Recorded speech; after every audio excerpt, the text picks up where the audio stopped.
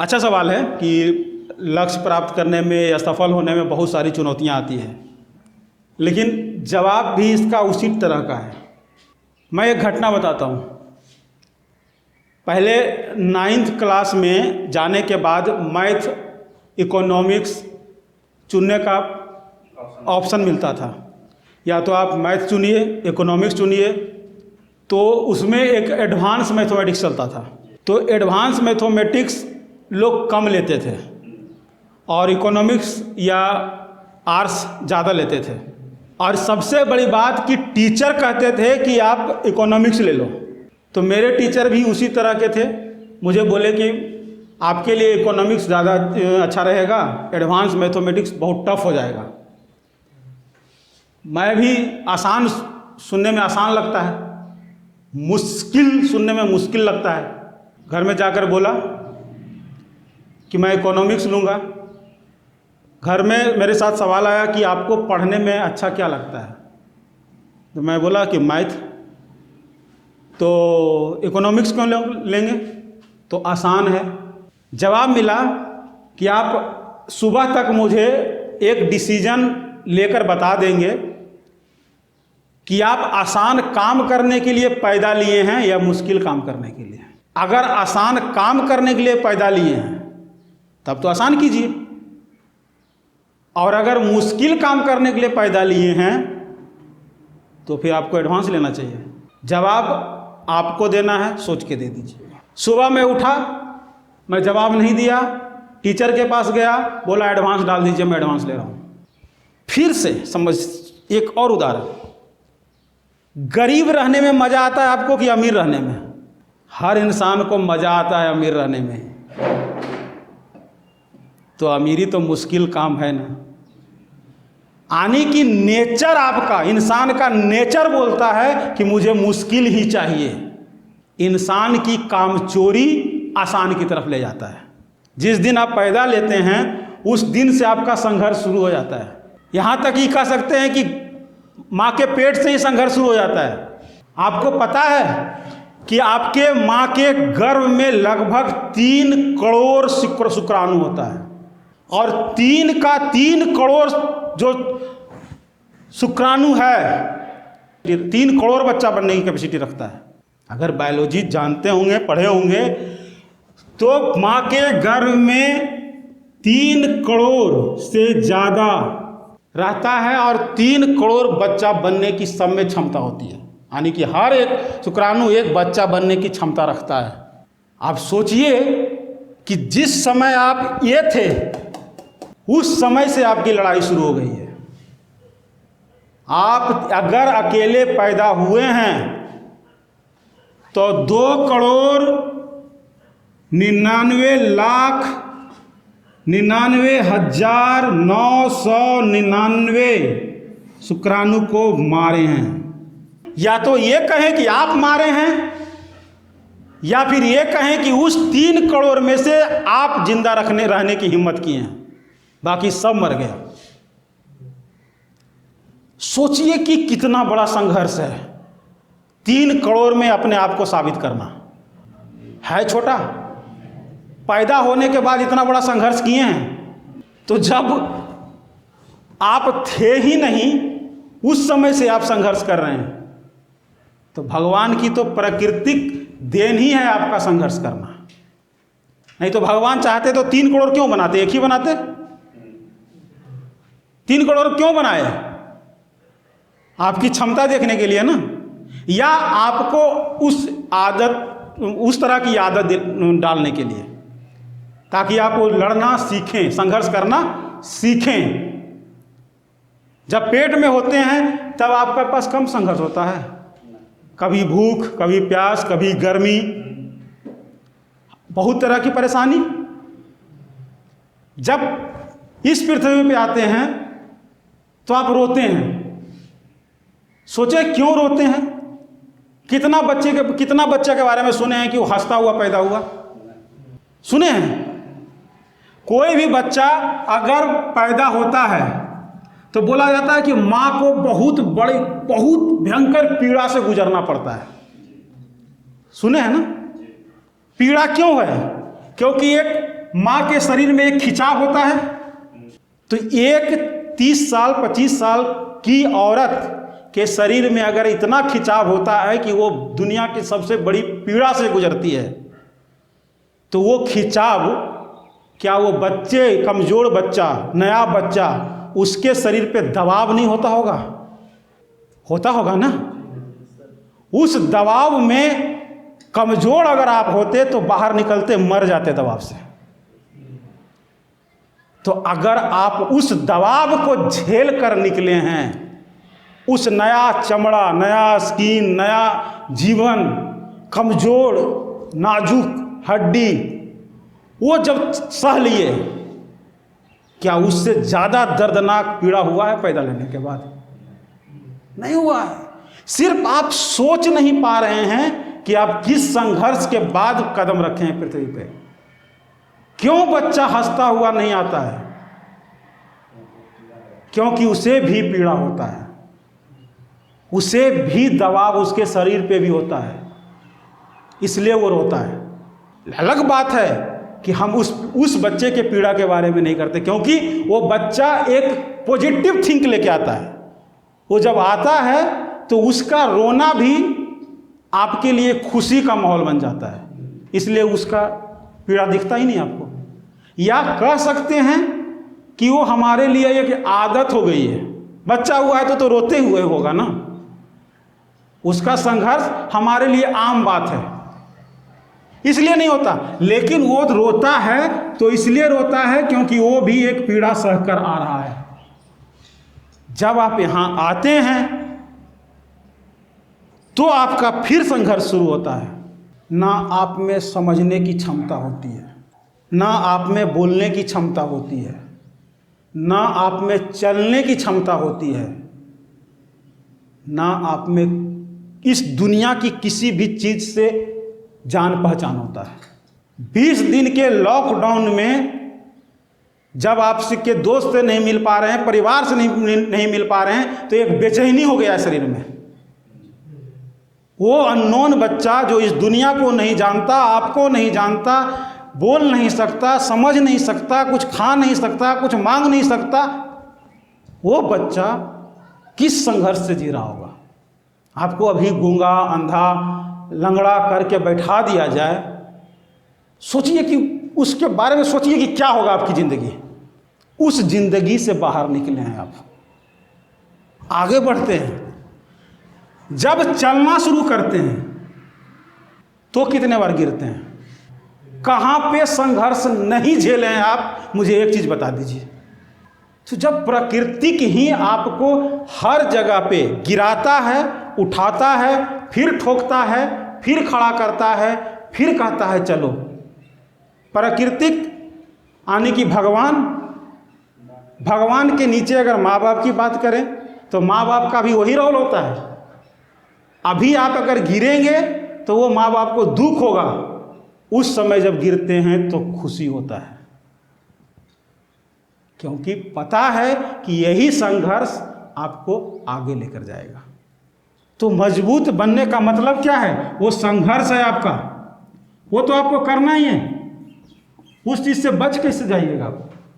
चलिए छोड़ देते हैं इस चीज को। तुच्छ इंसान है हम लोग, भगवान की बात करते हैं। सब गुण संपूर्ण, चाहे तो प्रलय, चाहे तो उस भगवान के बारे में बताइए कि एक दिन भी चैन से रहें हम लोग। भगवान से ज्यादा तकलीफ किसी इंसान को हुआ है? किसी का बीवी उठा के लेके चल गया, किसी की बीवी परेशान, कभी दानव, कभी राक्षस, कभी ये कभी वो, कभी बता दीजिए शांत से रहे हो? आपको करेला का जूस का पीने के लिए बोल देगा ना, तो ऊपर से नीचे तक मुंह सिकोड़ लीजिएगा। भगवान जहर भी पी के बैठे हुए हैं, विष भी पी के बैठे हुए हैं। आज एक जगह बता दीजिए जो भगवान आपके जो हैं वो कहीं भी खुश रहे हों। पृथ्वी पर आ गए तो पहले दिन से मार खाना शुरू, चाहे वो आप जिनका ले लें। गौतम बुद्ध को आप भगवान मानते हैं, चक्रवर्ती सम्राट भगवान थे, चक्रवर्ती सम्राट। क्योंकि आपको भगवान हैं आप, इसलिए चक्रवर्ती सम्राट नहीं रह सकते। उठिए, रातों रात बाल बच्चे को छोड़िए, जाकर जंगल में रहिए, जंगल में रहिए, तपस्या कीजिए, गली गली भटकिए, गाली सुनिए, मार खाइए, रिस्क लीजिए, तब लोग आपको पूजेंगे। कृष्ण जेल में पैदा हुए और जब से पैदा हुए तब से चलते जाइए, सबको मारते गए तो कहा जाता है कि राक्षसों का संहार करते गए। अगर मार खाते आते तो कहा जाता बेचारा का किसी कर्म का नहीं रहा पूरा जिंदगी इसका।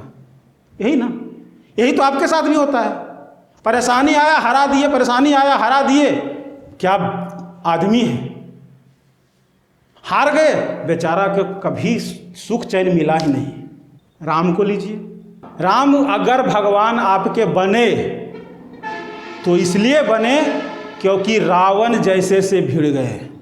अगर इधर राम भगवान हैं तो उनका दुश्मन भी तो देख लीजिए कौन है, रावण, जिसका कोई तोड़ नहीं था। सीधी सी बात है, आपने कहा कि लक्ष्य के साथ परेशानी भी आती है, नहीं आती, गलत बात। लक्ष्य कितना बड़ा है उतना बड़ा ही परेशानी आता है। आप लक्ष्य ऐसा बनाइए, मुझे सुबह उठना है, शाम को सोना है, कुछ नहीं करना है, कोई परेशानी नहीं आएगा। लक्ष्य तो बनाइए, सुबह उठना है, 2 नौकर रखना है, उठा के ले जाएगा, बाथरूम करवाएगा, नहाएगा, फिर ले आके बेड पे सुला देगा, कोई परेशानी नहीं आएगा। वो आप लक्ष्य बना लीजिए अपना। लेकिन अगर आप लक्ष्य बनाते हैं कि हमको नरेंद्र मोदी को हरा देना है, तब तो परेशानी आएगा। तब तो बैठा हुआ है राक्षस, पूरा बीजेपी बैठा हुआ है। बीजेपी के बाद कहेगा कांग्रेस हम हैं अभी लाइन में, तुम कहाँ। उसके नीचे बिहार में ही के नीतीश जी और लालू जी खड़ा हो जाएंगे लालटेन और तीर लेके। कहाँ तुम न, कहाँ का, हम लोग कभी सोचबे नहीं किए, तुम कहाँ से आ गए। तो जैसे ही आपका लक्ष्य बनता है वैसे ही आपका दुश्मन भी खड़ा होता है। यानी कि टेंशन, संघर्ष, चुनौती, जो भी आप बोलते हैं उसको, समस्या, वो आएगा ही आएगा। जैसे आप 1 kg में पढ़ते, LKG में पढ़ते थे, कितना टफ परीक्षा होता था, नहीं होता था। जैसे ही आप कहे कि हम मैट्रिक का एग्जाम देंगे, 20 को किताब आ गया हाथ में, संभाल लो।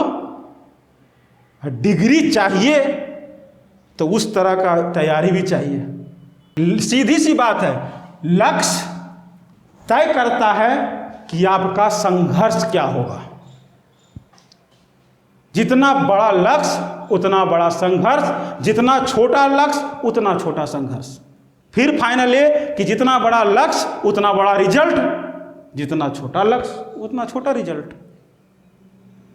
अब आप नरेंद्र मोदी को हराने की सोचेंगे तो मुखिया आपसे थोड़ा लड़ने आएगा, नहीं आएगा। जो हम सोचते हैं वही हमारा सामने दुश्मन होता है।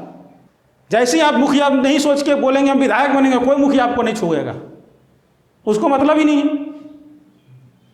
या तो मतलब नहीं रखेगा या खुद से आपको बड़ा समझेगा, दो ही चीज होगा। लक्ष्य में इतनी परेशानी आती है।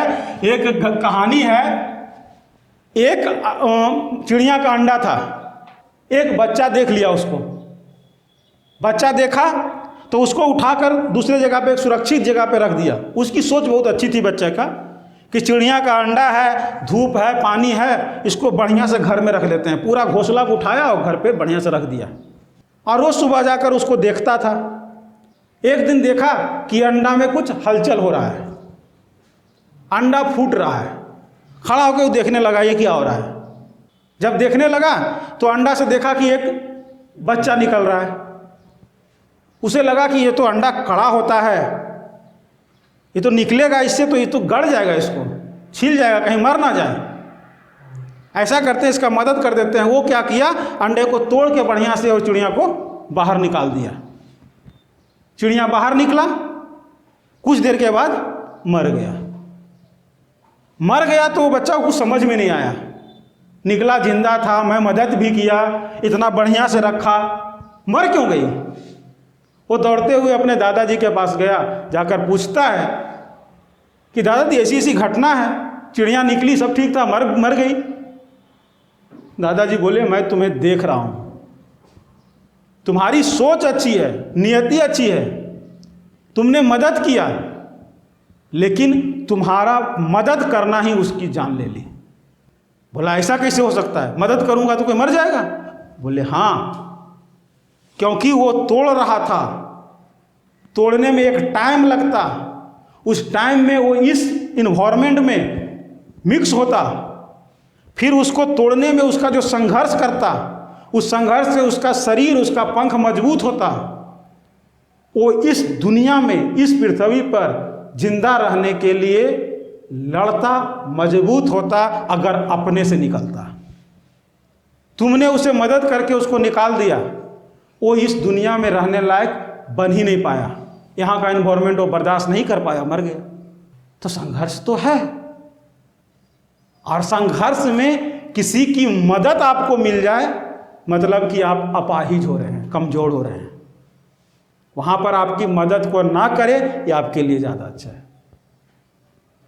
तो संघर्ष सीधी सी बात है, लक्ष्य बनाए हैं तो दिमाग से एकदम डिसीजन लेना होगा कि मुझे इस लक्ष्य को पाना है, और लक्ष्य को पाना है तो एकदम तैयार रहना होगा। दुनिया का कोई इंसान पैदा आज तक नहीं लिया हो जो जिसके सामने लक्ष्य जितनी बड़ी चुनौती न रही हो।